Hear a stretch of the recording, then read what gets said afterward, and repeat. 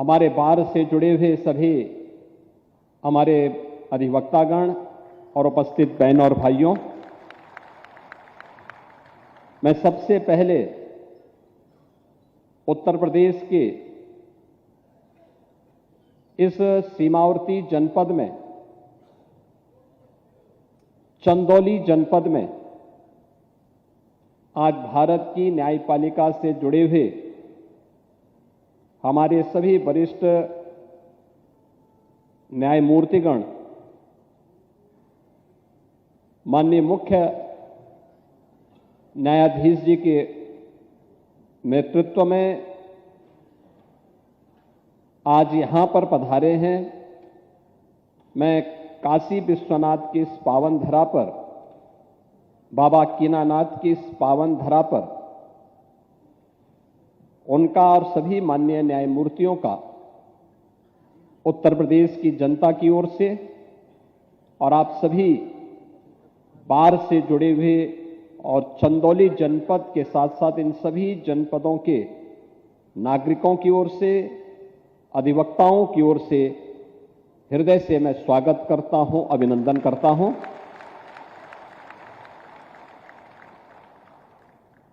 आज का दिन उत्तर प्रदेश के देश से अत्यंत महत्वपूर्ण दिन है और महत्वपूर्ण दिन इस बात को लेकर के कि यहां की न्यायपालिका के इतिहास के एक नए पृष्ठ का सृजन हो रहा है। मुझे याद है कि अपनी एक यात्रा के दौरान उच्चतम न्यायालय के हमारे आज के मुख्य न्यायाधीश माननीय श्री सूर्यकांत जी ने इस बात का उल्लेख किया था कि न्याय सहजता के साथ प्रत्येक नागरिक को उपलब्ध हो सके, इसके लिए आवश्यक है कि कुछ ऐसे मॉडल बनने चाहिए जो इंटीग्रेटेड हो, एक छत के नीचे हो। हम सब इस बात को जानते हैं कि आदरणीय प्रधानमंत्री श्री नरेंद्र मोदी जी ने 2014 में आने के बाद देशवासियों को ईज ऑफ डूइंग बिजनेस और ईज ऑफ लिविंग के लक्ष्य को प्राप्त करने के लिए तमाम प्रकार के रिफॉर्म किए। इंफ्रास्ट्रक्चर को देश के अंदर अत्याधुनिक बनाने की दिशा में कदम बढ़ाए। आदरणीय प्रधानमंत्री जी की प्रेरणा और प्रयागराज के उस कार्यक्रम में जब आज के मुख्य न्यायाधीश महोदय ने इस बात के लिए कि कोर्ट कॉम्प्लेक्स भी इंटीग्रेटेड होना चाहिए, हम लोगों ने उत्तर प्रदेश के अंदर कार्य करना प्रारंभ किया। और मैं धन्यवाद दूंगा कि इलाहाबाद उच्च न्यायालय के हमारे मुख्य न्यायाधीश महोदय ने, इससे पहले इलाहाबाद उच्च न्यायालय के मुख्य न्यायाधीश के रूप में माननीय श्री बिंदल जी ने इस दिशा में पूरा सकारात्मक सहयोग किया और उत्तर प्रदेश सरकार ने एक साथ उन 10 जनपदों में जहां पर अभी तक स्वयं के डिस्ट्रिक्ट कोर्ट नहीं बन पाए थे, उनको एक साथ अपनी स्वीकृति दी कि यहां पे इंटीग्रेटेड कोर्ट कॉम्प्लेक्स बनने चाहिए। मुझे प्रसन्नता है कि आज हम लोगों ने, उत्तर प्रदेश सरकार ने पहले चरण में 6 जिन जनपदों में चंदौली भी है, इस चंदौली जनपद समेत 6 जनपदों का धनराशि अवमुक्त कर दिया है और ये पैसा जा चुका है, डिजाइन अप्रूव हो चुकी है, सारी औपचारिकताएं पूर्ण हो चुकी हैं और अब इस पे कार्य प्रारंभ हो जाएगा। जैसे आज यहां पर भूमि पूजन की कार्रवाई माननीय मुख्य न्यायाधीश महोदय के करकमलों से जैसे ही यह कार्यक्रम प्रारंभ होगा, उसके तुरंत बाद यहां पे L&T जैसी विश्वविख्यात संस्थाओं के द्वारा इस निर्माण के कार्य को आगे बढ़ाने का काम होगा, जिसमें एक छत के नीचे कोर्ट कॉम्प्लेक्स तो है ही, अधिवक्ताओं के लिए भी अच्छे चेंबर बनेंगे। न्यायिक अधिकारियों के लिए आवासीय सुविधा भी रहेगी और स्पोर्ट्स की सुविधा भी रहेगी, पार्किंग की सुविधा भी रहेगी, तो कैंटीन की सुविधा भी रहेगी।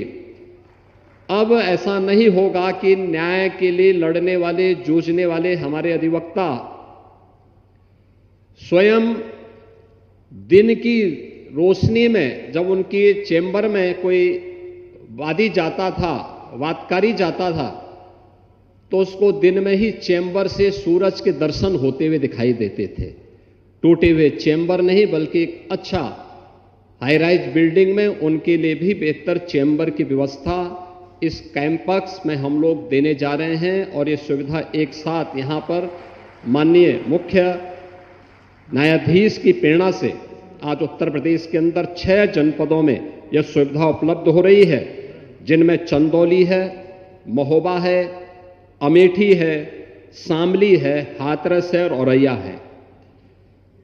4 अन्य जनपदों की कार्रवाई अगले कुछ महीनों के अंदर हम उसको पूरा करते हुए उसे भी आगे बढ़ाने का कार्य करेंगे। और मेरा मानना है कि यह भारत के न्यायिक इतिहास में एक नए स्वर्ण अक्षर के रूप में यह पृष्ठ जुड़ेगा और इसकी शुरुआत उत्तर प्रदेश में हमारे आदरणीय मुख्य न्यायमूर्ति के करकमलों से आज प्रारंभ होने जा रहा है। हम लोगों का इस बात को मानना है कि लोकतंत्र की सशक्तिकरण के लिए अत्यंत आवश्यक है कि हमारी न्यायपालिका उतनी ही सशक्त हो। एक कॉमन मैन को जितनी सहजता के साथ, सरलता के साथ न्याय प्राप्त हो, उतना ही उनके पास अच्छा इंफ्रास्ट्रक्चर होना भी आवश्यक है।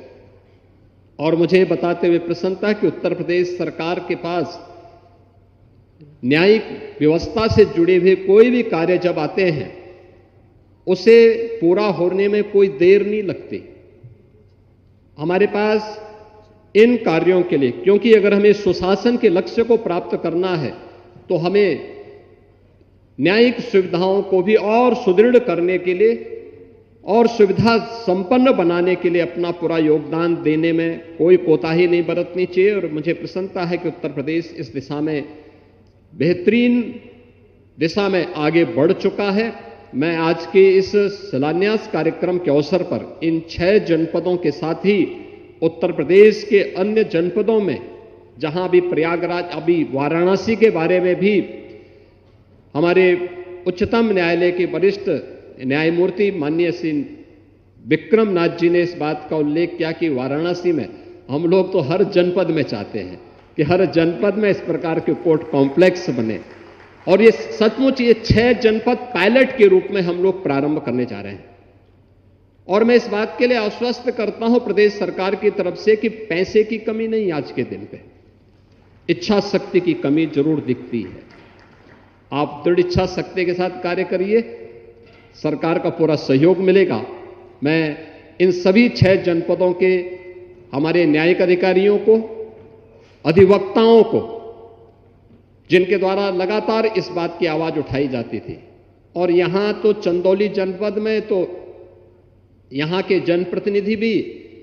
और यहां के अधिवक्ता भी लगातार आंदोलन करते थे। मैंने यहां बार एसोसिएशन को बुलाया लखनऊ, मैंने कहा आंदोलन क्यों कर रहे हैं भाई, ये तो अब स्वीकृत तो हो चुका है, आप आराम से जाके अपना न्यायिक कार्य करवाइए, उसमें योगदान दीजिए। बाकी इस कार्य को माननीय उच्च न्यायालय के साथ मिलकर के हम बहुत शीघ्र आगे बढ़ाएंगे। और मैं धन्यवाद दूंगा आज यहां पर भारत के मुख्य न्यायाधीश महोदय और उच्चतम न्यायालय के हमारे वरिष्ठ न्यायमूर्ति के साथ साथ अन्य न्यायमूर्तिगण यहां पर उपस्थित हुए हैं। इलाहाबाद उच्च न्यायालय के हमारे तमाम न्यायमूर्तिगण आज के समारोह में उपस्थित हुए हैं। मैं उन सब का एक बार फिर से हृदय से स्वागत करता हूं, अभिनंदन करता हूं और आप सभी को इस इंटीग्रेटेड कोर्ट कॉम्प्लेक्स के शिलान्यास के अवसर पर, भूमि पूजन कार्यक्रम के अवसर पर हृदय से बधाई देता हूं, अपनी शुभकामनाएं देता हूं। धन्यवाद। जय हिंद।